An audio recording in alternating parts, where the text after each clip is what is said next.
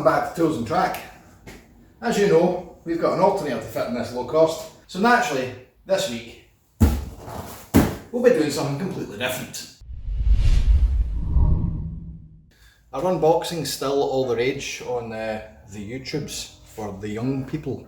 I'm just literally moving the alternator that I'm supposed to be making fit to this car out the way so we can procrastinate further. Oh, what's in the box? Like, you can't tell by what's already written all over the front of it. Get my Glaswegian face opener. Oh. Unboxing 101 for older people. Do it the way younger people would do, but grown more. Oh, yeah. Oh.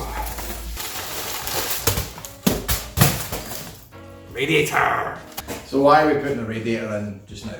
Well, come down and I'll explain.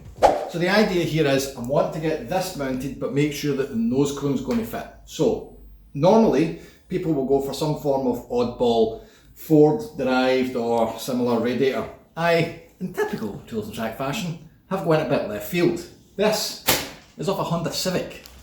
Honda Civics have what's called half radiators, so they sort of sit halfway there for reasons that only Honda will know. But it does benefit us because it means it can sit in the middle and not take up the whole front of the car.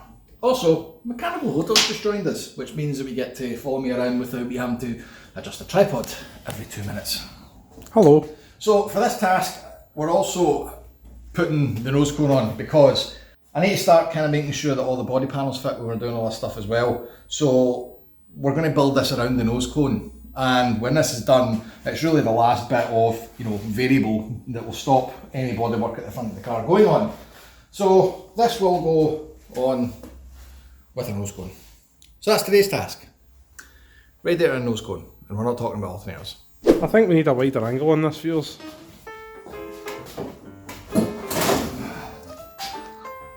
What's the worst that can happen?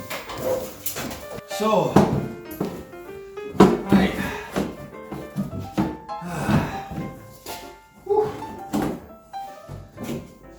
I think, if we're being honest, the first thing we want to be doing is fitting the nose cone and then making sure the radiator will fit in it. Yeah. A bit of fettling is required. Yeah. It does look tremendous with that nose on. If I'm putting this nose on, I'm going to want to put it kind of as far back as it can go so that it's locating where it should be against the car. Now, I've got a wee problem here where the two uprights where the two upper arms are kind of fouling on it. So I think we'll just give it a wee tickle just to clear that and make it fully against the back. Chop chop. This is the bit that I've always been dreading, having to chop all this bodywork, because you only really get to chop it once, and then if you've made a mistake it's made. But there's no doubt that this needs to come further back. So let's do that. Going to get my newest acquisition for the unit, viewers. Thanks to Alistair, a friend who also donated the dinner trawl for the MX-5. He bought these because he's a gun enthusiast, but unfortunately they were not quiet enough. There we go.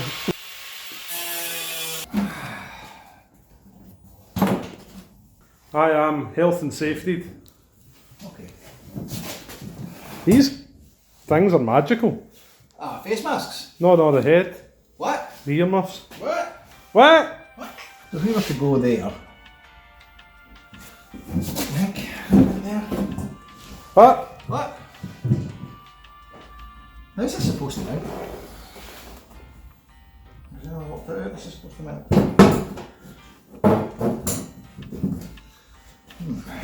So what we've got here is two holes, Yep. which are useful because that'll mount onto the top of the chassis, nice and simple. We'll just knock that in with 2 bolts without any really more than that. We'll probably think of some quick release method for that at a later point in time. And the bottom has, I think these are called deuce fasteners or whatever. But you basically push that in, and as you twist it, you'll see there's a wee cam which locks that in place. And that's great, assuming you have the other end of that, but I don't. So I might reincorporate that at a later point in time, but what I'll do for the moment is Yourself. make a wee bracket that will catch that and captive nut and bolt it. Are we not cutting anymore? No, you can, no, but keep that on because it's sexy as but the good news is, where I thought these were going to mount onto the sidebars of this, they don't, they actually perfectly catch these crossbars that I totally guessed.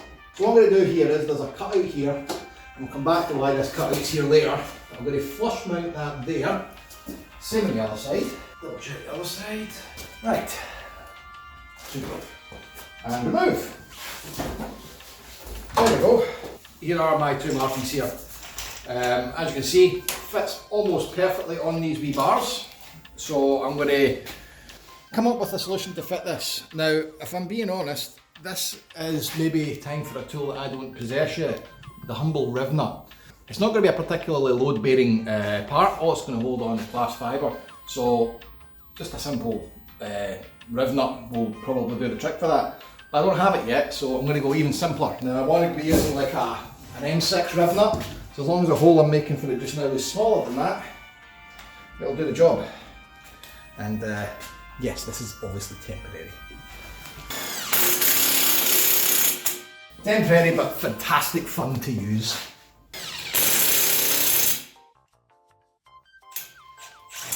And now, when we put the nose cone back on, these will go straight in. We apologise for the complete absence of any visuals at the moment, but it's getting tight. Yeah, I think this is going to be a recurring theme throughout the build from this point on, where space becomes less and less prevalent, and my language will become more and more adventurous. It's got noise, mate, it's got noise! So the reason I left this cutout quite accurate and sitting where it is because that's where, yes, It's where... headlight posts come out from. Ah! So I've got a nice big locating bit here that I can send this post out and have two headlights sitting from. So I'm not too cut up about that being cut up.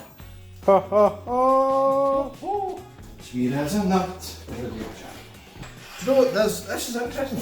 It's got that kind of Ferrari Sharpnose-esque thing about going on, isn't it? Oh, it's definitely race car.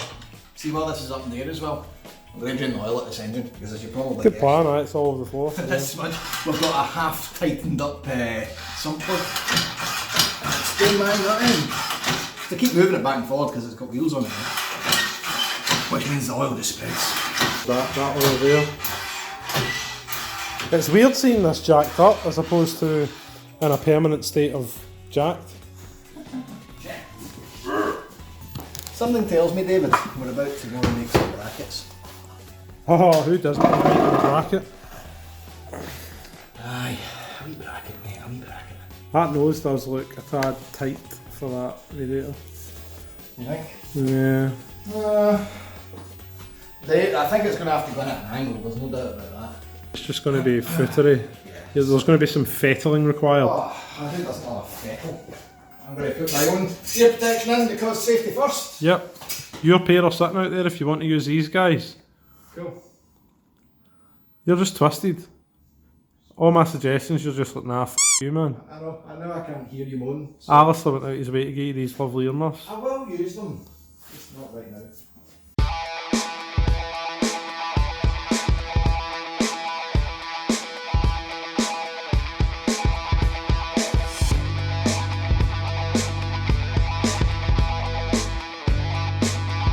What we've got here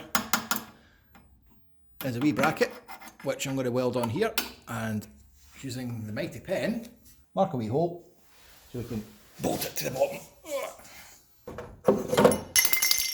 So, what size of hole are you feeling, Lance?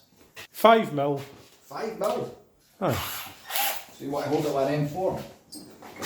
Aye. Aye. You better find me an M4 bolt then. From the bolt pile. I brought your earmuffs in for you that you don't need. Because I'm considering Any more of your shit and they'll be going on. Oh, look at that! There we go. That's now double ear protection. You're deaf. What? This is quite therapeutic and peaceful though. It is very peaceful.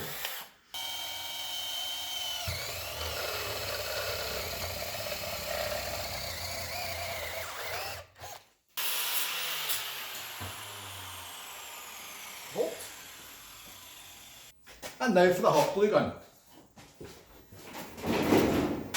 The very hot glue gun. Ah, I was wondering where you were going with that.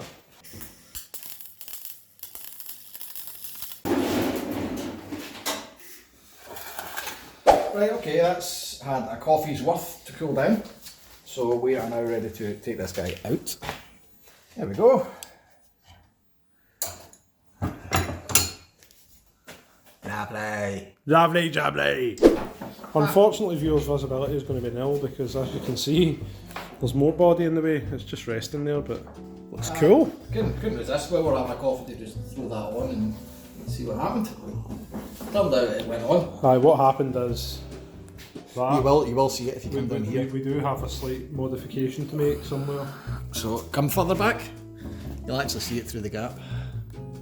There's a wee bit of EGR fouling, Yeah. which that just says power bulge to me, frankly. Oh, it's good, man. Rock solid. So we can just take it off and then weld the remains. Need to take the bonnet off. That's going to be a process. Oh, done. There we go. There is the filer in question. It's EGR. Now, there's two schools of thought with that. The first and most obvious one is delete it because it's just EGR. But IVA. But I think just a wee power bulge, and that should be right as rain. Also, we're worried about this. No, the spring, right, this side. Ah, yeah. See if you look at the angle this trajects up at, it's going to get in the way of that. But then again, the bonnet's also wider than the nose, I so. think we'll be alright. Put it this way, I'm definitely not going to worry about it until I worry about it. No. When it's ready to worry about it, you can be sure I'll probably worry about it. We take the alternator approach, which is that that's not right now's problem. That's tomorrow's problem. Now we just need to build that. Simple. That's going nowhere. I love doing that.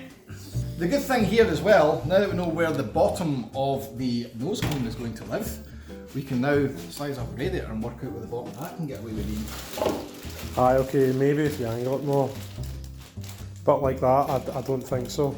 That's getting dropped, isn't it? 100% smashed to pieces.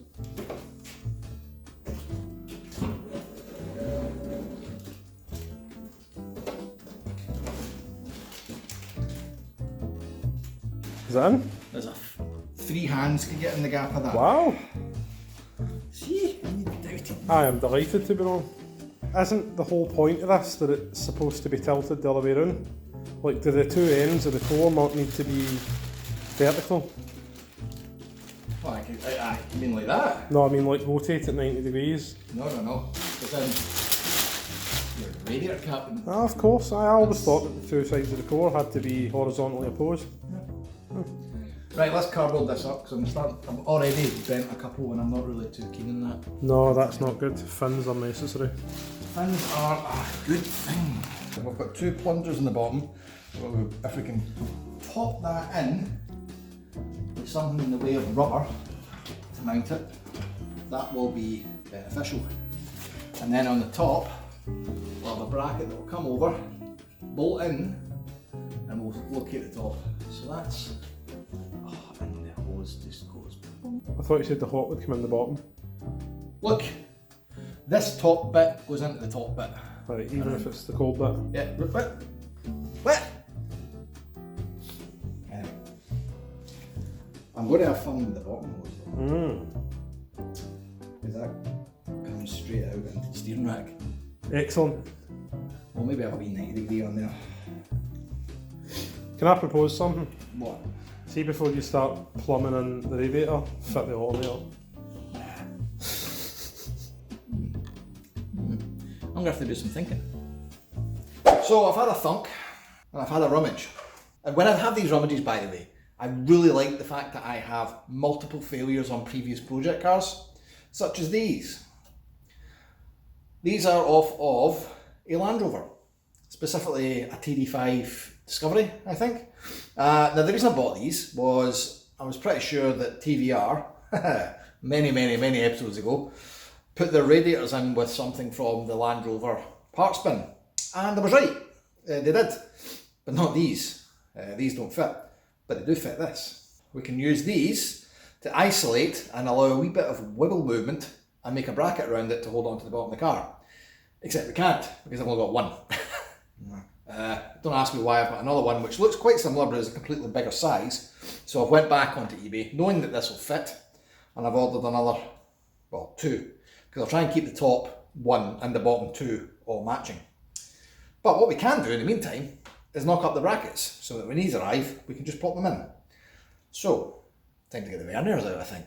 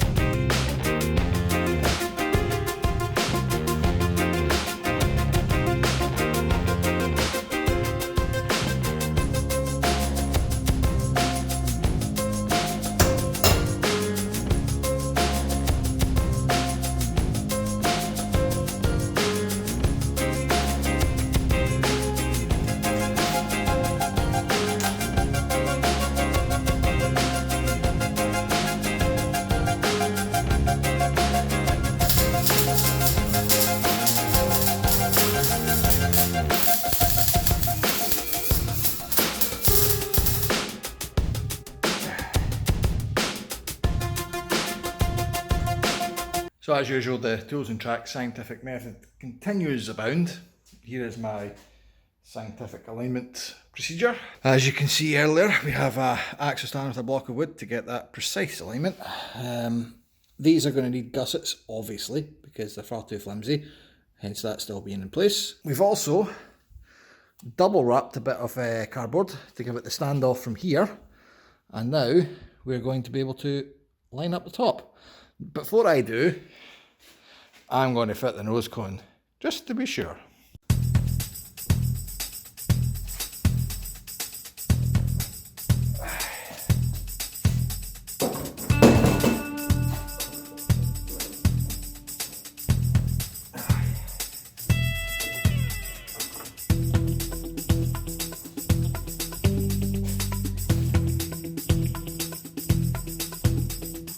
Well, that is tighter than a duck's cunt.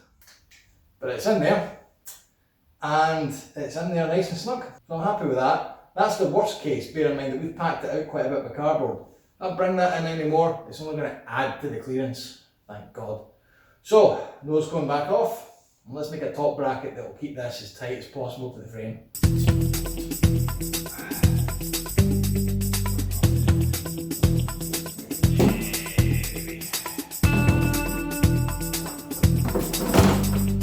That could be neater.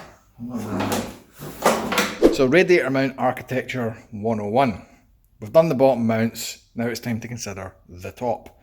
I don't want to use plural here because we're only putting one mount in. Now here's one I prepared earlier. It is always useful to have two projects on the go at the same time. Now see here, you have got one bolt and one mount on each side of the top of the radiator. You'll probably find most cars in every application are more or less this. There's no meat to this whatsoever. All this is just a flat bracket that stops this moving back and forward. Because the uppy downy stuff, that's done by the bottom.